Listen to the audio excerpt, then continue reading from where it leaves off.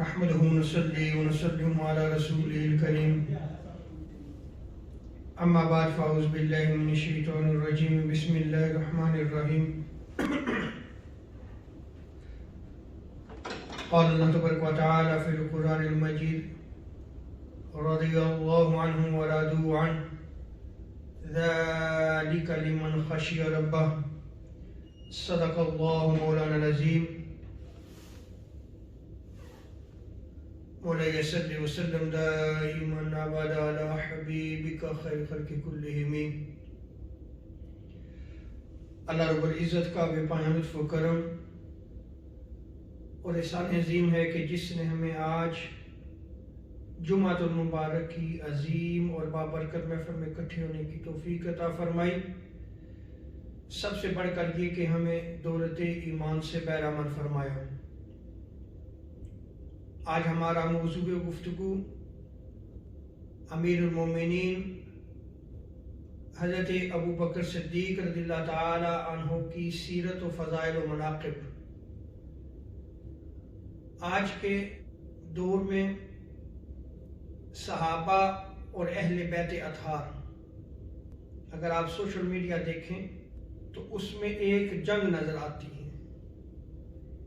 یہاں یہ یاد رکھ لے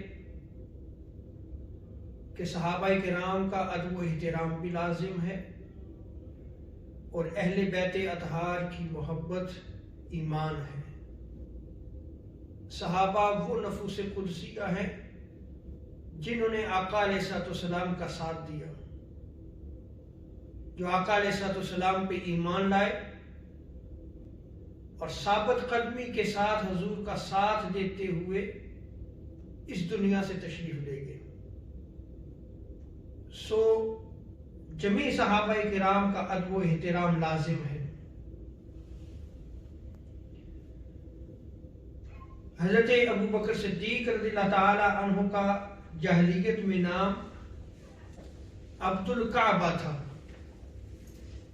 جب آپ نے اسلام قبول کیا تو آقا علیہ الصلوۃ والسلام نے ان کا نام بدلا اور عبداللہ نام رکھا. سو حضرت ابو بکر صدیق رضی اللہ تعالی عنہ کا اصل نام عبداللہ ہے اور حضرت ابو بکر صدیق رضی اللہ تعالی عنہ کے حسن و جمال کی وجہ سے آپ کو عتیق بھی کہا جاتا تھا. ایک مرتبہ حضرت ابو بکر صدیق رضی اللہ تعالی عنہ بارگاہ مصطفیٰ صلی اللہ علیہ وسلم میں حاضر ہوئے تو آقا علیہ الصلوۃ والسلام نے ارشاد فرمایا انت عتیق اللہ من النار. اے ابو بکر، آپ جہنم سے اللہ کے آزاد کرتا ہو. سو اسی دن سے آپ کا نام عتیق رکھ دیا گیا. سو حضرت ابو بکر صدیق رضی اللہ تعالی عنہ کو عتیق بھی کہا جاتا تھا. اسی طرح مستدرک حاکم کی روایت میں آتا ہے آقا علیہ الصلوۃ والسلام نے ارشاد فرمایا جو شخص یہ چاہتا ہے کہ اس شخص کی زیارت کرے جو جہنم سے آزاد ہے وہ ابو بکر کو دیکھ لے. سو اسی لیے آپ کو عتیق بھی کہا جاتا ہے. حضرت ابو بکر کا لقب الصدیق یہ آسمانوں سے نازل ہوا اور آقا علیہ الصلوۃ والسلام کی زبان اقدس سے نکلا. حضور نے خود حضرت ابو بکر کو الصدیق کہا. صرف چند روایات میں آپ کے سامنے اس حوالے سے رکھوں گا. ایک مرتبہ آقا علیہ الصلوۃ والسلام احد پہاڑ پہ تشریف لے کے گئے. یہ وہ پہاڑ ہے کہ جس کے حوالے سے آقا علیہ الصلوۃ والسلام ارشاد فرماتے ہیں کہ یہ پہاڑ مجھ سے محبت رکھتا ہے اور میں اس سے محبت رکھتا ہوں. جب آقا علیہ الصلوۃ والسلام احد پہاڑ تشریف لے کے گئے تو آپ کے ساتھ حضرت ابو بکر، حضرت عمر اور حضرت عثمان غنی رضی اللہ عنہم یہ بھی ساتھ تھے۔ پہاڑ نے حرکت کرنا شروع کر دی، زلزلہ ہوا تو آقا علیہ السلام نے ارشاد فرمایا اثبت احد، اے احد حرکت نہ کر، ساکن ہو جا، فَإِنَّمَا عَلَيْكَ نَبِيٌّ وَصِدِّيقٌ وَشَهِيدَانِ، بے شک تیرے اوپر نبی، صدیق اور 2 شہید کھڑے ہیں۔ اب اس روایت میں غور کریں، حضور علیہ السلام نے ارشاد فرمایا اے پہاڑ خاموش ہو جا، تیرے اوپر نبی کھڑا ہے، تو نبی خود تاجدار کائنات صلی اللہ علیہ وسلم تھے۔ باقی 3 شخصیات تھیں اور ان 3 شخصیات میں حضرت ابو بکر صدیق بھی کھڑے تھے۔ فرمایا ایک صدیق ہے اور 2 شہید ہیں، تو حضرت عمر فاروق رضی اللہ تعالی عنہ اور حضرت عثمان غنی دونوں شہید ہوئے۔ سو آپ غور کریں کہ خود آقا علیہ السلام نے حضرت ابو بکر کو الصدیق کا لقب دیا، اور حضرت مولا علی المرتضیٰ کرم وجہ کریم آپ اللہ کی قسم اٹھا کے فرمایا کرتے تھے کہ حضرت ابو بکر کا لقب الصدیق آسمان سے نازل ہوا۔ ایک مرتبہ ایک شخص آپ کی بارگاہ میں آیا حضرت مولا علی المرتضیٰ کی، اور حضرت ابو بکر صدیق رضی اللہ تعالیٰ عنہ کے بارے میں پوچھنے لگا، تو حضرت مولا علی المرتضیٰ کرم وجہ کریم نے ارشاد فرمایا کہ ابو بکر وہ شخصیت ہیں کہ جن کا لقب اللہ تبارک و تعالیٰ نے آسمان سے جبریل امین کے ذریعے نازل فرمایا، اور حضرت محمد مصطفیٰ صلی اللہ علیہ وسلم کی زبان سے آپ کا لقب الصدیق رکھا۔ سو آپ ان روایات میں غور کریں کہ خود آقا علیہ السلام نے حضرت ابو بکر کو الصدیق کہا، اور حضرت مولا علی المرتضیٰ کیسے قسم اٹھا کے کہتے ہیں کہ ان کا لقب آسمان سے نازل ہوا ہے۔ حضرت ابو بکر صدیق رضی اللہ تعالی عنہ آپ تجارت کیا کرتے تھے اور آپ بہت زیادہ مالدار بھی تھے۔ جب آپ نے اسلام قبول کیا تو اس وقت آپ کے پاس 40,000 درہم تھے۔ آپ اندازہ لگا لیں 40,000 درہم اس دور میں ان کے پاس تھے، اور یہ سارے آپ نے اللہ تبارک و تعالیٰ کی راہ میں خرچ کر دیے۔ یعنی اگر آپ آغاز اسلام کی طرف دیکھیں تو آغاز اسلام میں بہت بڑی تعداد غلاموں اور لونڈیوں کی تھی جنہوں نے اسلام کو قبول کیا۔ جب انہوں نے اسلام کو قبول کیا تو جو ان کے آقا اور مولا ہوا کرتے تھے، جو ان کے مالک ہوا کرتے تھے، وہ ان پر ظلم و ستم کیا کرتے تھے، کیونکہ ان کے مالک تھے، ان کے غلام اور لونڈیاں تھے۔ جیسے حضرت بلال حبشی رضی اللہ تعالیٰ عنہ پر ان کا جو مالک تھا وہ بڑا ظلم کیا کرتا تھا، اسی طرح دیگر جو غلام اور لونڈی تھے ان کے مالک جو ہے وہ ان پر ظلم و ستم کرتے۔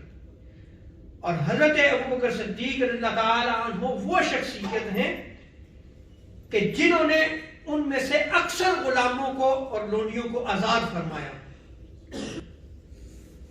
اسی لیے حضرت عبداللہ ابن عمر رضی اللہ تعالیٰ عنہما بیان کرتے ہیں کہ جب حضرت ابو بکر صدیق رضی اللہ تعالیٰ عنہ ہجرت کے لیے نکلے تو اس وقت آپ کے پاس صرف 5,000 درہم رہ گئے تھے۔ یعنی جب اسلام قبول کیا تو 40,000 درہم تھے، سارے کے سارے جو ہے وہ اللہ تبارک و تعالیٰ کی راہ میں خرچ کر دیے۔ جن غلاموں کو حضرت ابو بکر صدیق رضی اللہ تعالیٰ عنہ نے آزاد کیا ان غلاموں میں حضرت بلال حبشی کا نام سر فہرست ہے، حضرت عامر بن فہیرہ، حضرت جاریہ، حضرت نہدیہ. اسی طرح ایک مرتبہ آقا علیہ الصلوۃ والسلام نے صدقہ دینے کا حکم دیا. حضرت عمر فاروق رضی اللہ تعالیٰ عنہ بیان کرتے ہیں کہ میں نے دل میں سوچا کہ ابھی میرے پاس بہت زیادہ مال ہے اور حضور نے صدقے کا حکم دیا ہے، آج ہی موقع ہے کہ میں آج حضرت ابوبکر صدیق سے سبقت لے جاؤں گا. میں آج مال خرچ کروں گا، اتنا مال جو ہے وہ حضرت ابوبکر صدیق خرچ نہیں کر سکیں گے. کیا کیا انہوں نے کہ جتنی ان کی مال و دولت کی جمع پونجی تھی وہ آدھا مال حضور کے قدموں میں آ کے نچھاور کر دیا. حضور کے پاس آئے، حضور کو وہ آدھا مال دیا تو آقا علیہ الصلوۃ والسلام نے حضرت عمر فاروق رضی اللہ تعالی عنہ سے پوچھا، اے عمر، اپنے گھر والوں کے لیے کیا چھوڑ کے آئے ہیں؟ تو حضرت عمر فاروق رضی اللہ تعالی عنہ نے عرض کی، یا رسول اللہ صلی اللہ علیہ وسلم، آدھا مال اللہ کی راہ میں خرچ کر دیا اور اتنا ہی مال میں نے اپنے گھر والوں کے لیے چھوڑا. آپ حضور علیہ الصلوۃ والسلام کی مجلس پہ بیٹھ گئے. اتنی دیر میں حضرت ابوبکر صدیق رضی اللہ تعالی عنہ تشریف لائے، حضور کی بارگاہ میں بیٹھے اور عرض کرنے لگے، یا رسول اللہ، جو جمع پونجی تھی، جو کچھ تھا، وہ سارے کا سارا یا رسول اللہ آپ کے قدموں میں نچھاور کرتا ہوں، اللہ کی راہ میں خرچ کرتا ہوں. حضور علیہ الصلوۃ والسلام نے پوچھا، اے ابو بکر، گھر والوں کے لیے کیا چھوڑا ہے؟ عرض کرنے لگے، یا رسول اللہ صلی اللہ علیہ وسلم، ابقیت لهم اللہ ورسولہ، گھر والوں کے لیے اللہ اور اس کا رسول چھوڑ کے آیا ہوں. جب حضرت عمر فاروق رضی اللہ تعالیٰ عنہ نے یہ سنا تو حضرت عمر فاروق فرماتے ہیں کہ میں نے دل میں کہا کہ حضرت ابوبکر صدیق رضی اللہ تعالیٰ عنہ سے کسی شے میں کبھی بھی آگے نہیں بڑھ سکوں گا. یہ ہے حضرت ابوبکر صدیق رضی اللہ تعالیٰ عنہ کی عظمت، ان کی شان، کہ حضور نے صدقے کا حکم دیا تو سارے کا سارا مال حضور کے قدموں میں آ کے نچھاور کر دیا. حضرت عبداللہ ابن عمر رضی اللہ تعالیٰ عنہما بیان کرتے ہیں کہ حضرت ابوبکر صدیق رضی اللہ تعالیٰ عنہ جب سارا مال لٹا چکے تو جو حضور کی بارگاہ میں حاضر ہوئے تو انہوں نے ایک عبا پہن رکھی تھی جسے چوغا کہتے ہیں، اور لکڑی کے بٹن جو ہے وہ لگائے ہوئے تھے. حضور کی بارگاہ میں حضرت ابوبکر صدیق رضی اللہ تعالی عنہ بیٹھ گئے. اتنی دیر میں جبریل امین علیہ السلام بھی بارگاہ مصطفیٰ صلی اللہ علیہ وسلم میں حاضر ہوئے، اور حضرت جبریل امین نے بھی اسی طرح کی عبا پہنی ہوئی ہے، اور بٹن کون سے ہیں؟ لکڑی کے. جبریل امین نے بارگاہ مصطفیٰ صلی اللہ علیہ وسلم میں عرض کی کہ اللہ کے رسول، اللہ تبارک و تعالی ابو بکر کو سلام بھیجتے ہیں. ابو بکر کو سلام بھیجا ہے اور کہا ہے کہ ابو بکر سے پوچھا جائے کہ سارا مال لٹا کے اس فقر کی حالت میں کیا اب بھی تم اللہ سے راضی ہو یا کہ نہیں؟ حضور تاجدار کائنات صلی اللہ علیہ وسلم نے اللہ رب العزت کا سلام حضرت ابو بکر صدیق کو پیش کیا، اور حضور تاجدار انبیاء صلی اللہ علیہ وسلم نے پوچھا کہ اللہ تبارک و تعالی یہ فرماتا ہے کہ ابو بکر کیا اس فقر کی حالت میں کہ سب کچھ لٹا دیا ہے کیا آپ بھی راضی ہو کہ یہ نہیں راضی؟ تو حضرت ابو بکر صدیق رضی اللہ تعالی عنہ وجد میں آ گئے. وجد میں آ کے عرض کرنے لگے انا عن ربی رادن، انا عن ربی رادن، انا عن ربی رادن. یا رسول اللہ میں اپنے رب سے راضی ہوں، میں اپنے رب سے راضی ہوں، میں سارا مال لٹا کے میں اپنے رب سے راضی ہوں. تو آپ یہ دیکھیں کہ حضرت ابو بکر صدیق رضی اللہ تعالی عنہ یعنی رضا کے کس مقام پہ فائز تھے کہ سارا مال و دولت لٹا دیا. پوچھا گیا گھر والوں کے لیے کیا چھوڑ کے آئے ہو؟ عرض کرنے لگے کہ گھر والوں کے لیے تو صرف اللہ اور اس کا رسول ہے، کچھ بھی نہیں چھوڑا.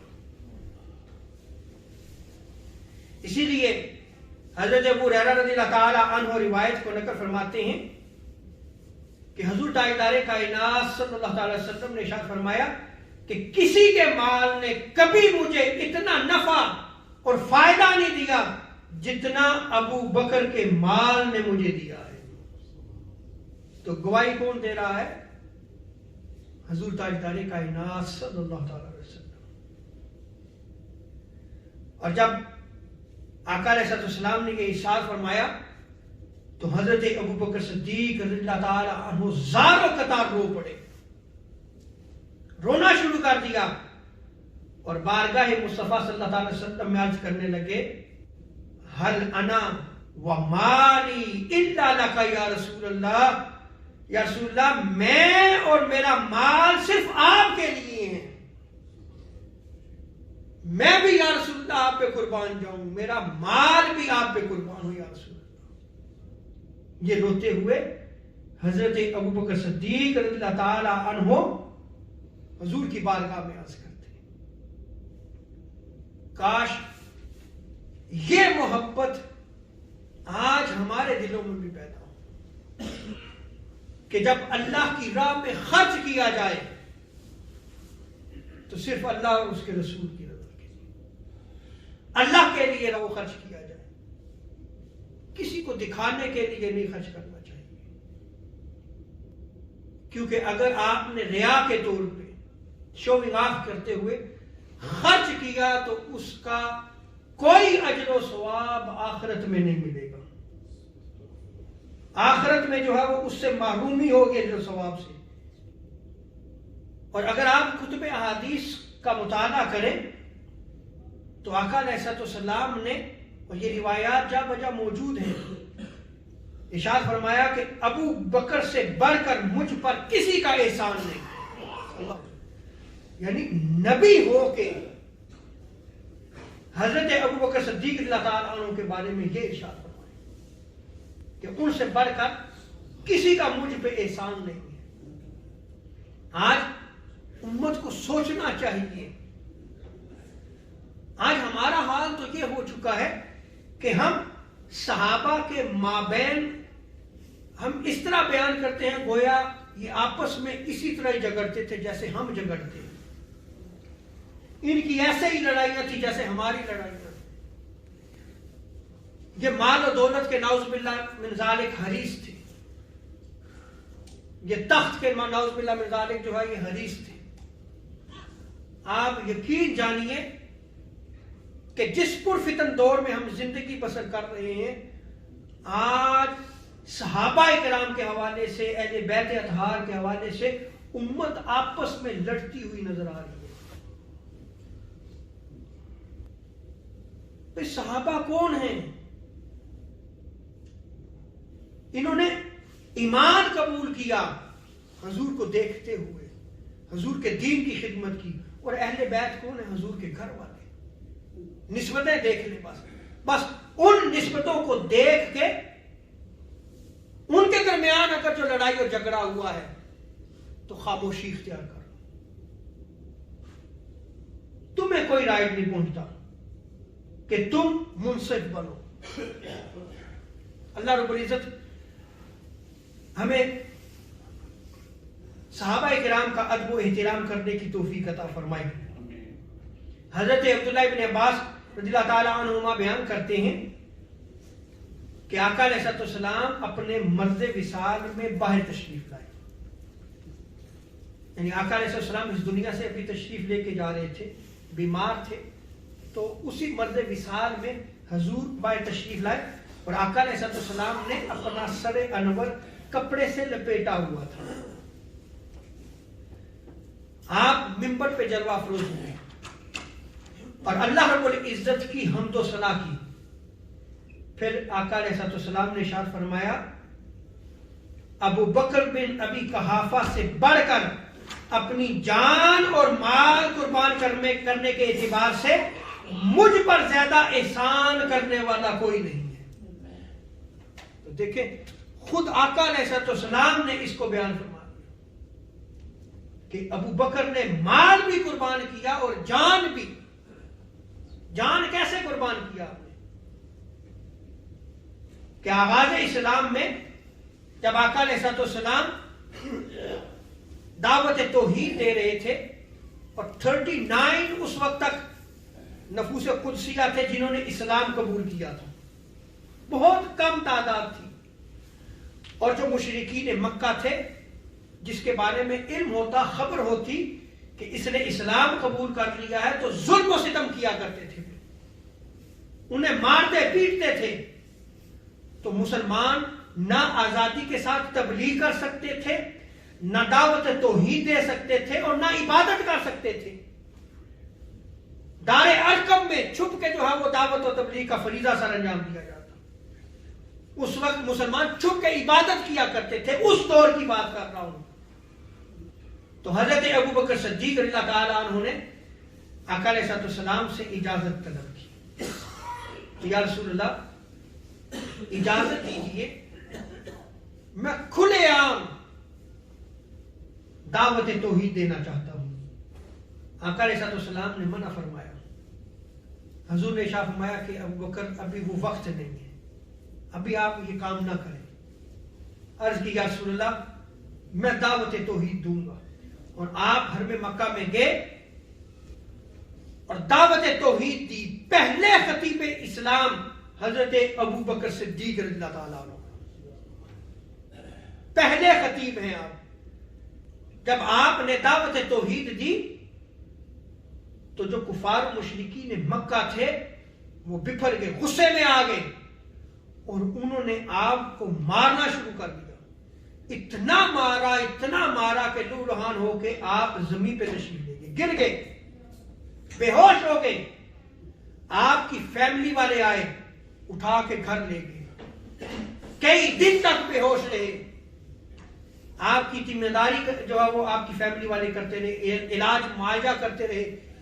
ہوش آیا، آنکھ کھولی تو اپنے ماں باپ سے، اپنے رشتہ داروں سے پوچھتے ہیں مجھے یہ بتاؤ کہ حضور کا کیا حال ہے. آپ کی محبت دیکھیں حضرت ابو بکر صدیق اللہ تعالیٰ. ہوش آیا تو پہلا پوچھا میرے محبوب کے بارے میں خبر دو کہ ان کا کیا حال ہے، وہ تو خیریت سے ہیں. تو جو آپ کی فیملی والے تھے وہ بڑے حیران ہوئے کہ جس وجہ سے انہیں مار پڑی ہے، یہ بے ہوش ہو گئے تھے، ہم نے ان کا علاج معالجہ کیا اور یہ ہوش میں آ کے پھر اسی دوست کی بات کر رہے ہیں جس کی وجہ سے انہیں مار پیٹ پڑی، یہ پھر انہی کا نام لے رہے ہیں. فیملی والوں نے کہا بڑی کمزوری ہو گئی ہے، آپ کچھ کھا پی لیں. فرمانے لگے حضرت ابو بکر صدیق میں کھاؤں گا نہیں، مجھے یہ خبر دو کہ حضور کیسے ہیں. تو آپ کی والدہ نے کہا وہ خیریت سے ہیں، آپ کچھ کھا پی لیں. کہا نہیں، میں اس وقت تک نہیں کھاؤں گا نہ پیوں گا جب تک میں اپنی آنکھوں سے حضور صلی اللہ علیہ وسلم کو نہ دیکھ لوں. یہ تھی حضرت ابو بکر صدیق رضی اللہ تعالیٰ عنہ کی محبت، اور یہ تھا کہ حضرت ابو بکر صدیق رضی اللہ تعالیٰ عنہ نے اپنی جان کی بھی پرواہ نہیں کی اور حضور کے دین کی سربلندی کے لیے نکل کھڑے ہوئے. دعوت توحید کی پہلے خطیب اسلام ٹھہرے کہ جس وقت کھلے عام کوئی بات نہیں کر سکتا تھا اسلام کی، اس وقت آپ نے دعوت توحید دی. اور اسی طرح دیکھیں کہ جب ہجرت ہوتی ہے تو غار میں جب آقا علیہ السلام آرام فرما ہوتے ہیں تو ایک سوراخ پہ اپنا پاؤں رکھ لیتے ہیں. روایات میں آتا ہے کہ ایک سانپ نے ڈسا یا بچھو ڈستا رہا اور اتنا زہریلا تھا کہ آپ کا وہ پاؤں سوج گیا. ساری رات تکلیف برداشت کرتے رہے لیکن اپنا پاؤں اس سوراخ سے نہیں اٹھایا کہ کہیں میرے آقا کو یہ نقصان نہ پہنچا دیں. اپنی جان کی پرواہ نہیں کی. جب آقا علیہ السلام صبح اٹھے تو حضرت ابوبکر صدیق کی حالت کو دیکھا تو پوچھا ابوبکر یہ کیا؟ عرض کی یا رسول اللہ اس سوراخ سے سانپ ڈستا رہا لیکن میں نے آپ کے آرام میں خلل نہیں آنے دیا. آقا علیہ السلام نے اپنا لعاب مبارک تھوک لیا اور اس پاؤں کی جگہ پہ لگایا تو وہ بالکل ٹھیک ہو گیا. تو حضرت ابوبکر صدیق رضی اللہ تعالی عنہ نے کبھی بھی نہ مال کی پرواہ کی نہ جان کی پرواہ کی. سب کچھ حضور کے قدموں پہ نچھاور کرتے تھے. ہر شے حضور کے قدموں پہ نچھاور کر دیتے تھے. بس ایک دو روایات نقل کر کے ہم اختتام کریں گے کہ صدیق اکبر رضی اللہ تعالی عنہ کی محبت، ان کی اطاعت، ان کا شکر امت پر واجب ہے. یہ حضرت سعد بن سعد بیان کرتے ہیں کہ آقا علیہ السلام نے ارشاد فرمایا. آپ ارشاد فرماتے ہیں کہ ابو بکر سے محبت اور ان کا شکر ادا کرنا میری امت پر واجب ہے. اور دوسری روایت میں آتا ہے کہ حضرت ابوبکر اور حضرت عمر کی محبت اور ان کے فضائل کی معرفت، یعنی ان کی محبت کو جاننا، ان کے فضائل کو جاننا یہ سنت ہے. اور ایک اور روایت میں آتا ہے کہ حضرت حذیفہ بیان کرتے ہیں، انہوں نے فرمایا کہ ہم تاجدار کائنات صلی اللہ علیہ وسلم کے پاس بیٹھے ہوئے تھے. آپ صلی اللہ علیہ وسلم نے ارشاد فرمایا بے شک میں اپنے آپ نہیں جانتا کہ کتنی مدت تمہارے درمیان رہوں گا، یہ رب جانتا ہے. جب حکم ہوگا تو میں اس دنیا سے چلا جاؤں گا، بس تم میرے بعد ان لوگوں کی پیروی کرنا. اور یہ ارشاد فرماتے ہوئے حضور تاجدار کائنات صلی اللہ علیہ وسلم نے حضرت ابوبکر اور حضرت عمر رضی اللہ تعالی عنہما کی طرف اشارہ کیا کہ تم ان کی پیروی کرنا، ان کی اطاعت کرنا آج امت کے لیے لازم ہے کہ ان نفوس قدسیہ سے محبت بھی کرے، ان کی پیروی بھی کرے، ان کی اطاعت بھی کرے. جبھی صحابہ کرام کا ادب و احترام کبھی بھی نہ جاننے دیں. اہل بیت اطہار کی محبت کو اپنے دل میں جاگزین رکھیں. ہم فتنوں کے دور میں زندگی بسر کر رہے ہیں، بس وہ جو اسلاف کا طریقہ اس پہ اپنی زندگی بسر کریں. اللہ رب العزت ہمیں ایمان کی سلامتی بھی عطا فرمائے اور صحابہ کی محبت بھی عطا فرمائے، اہل بیت اطہار کی محبت بھی عطا فرمائے. وما علینا الا البلاغ.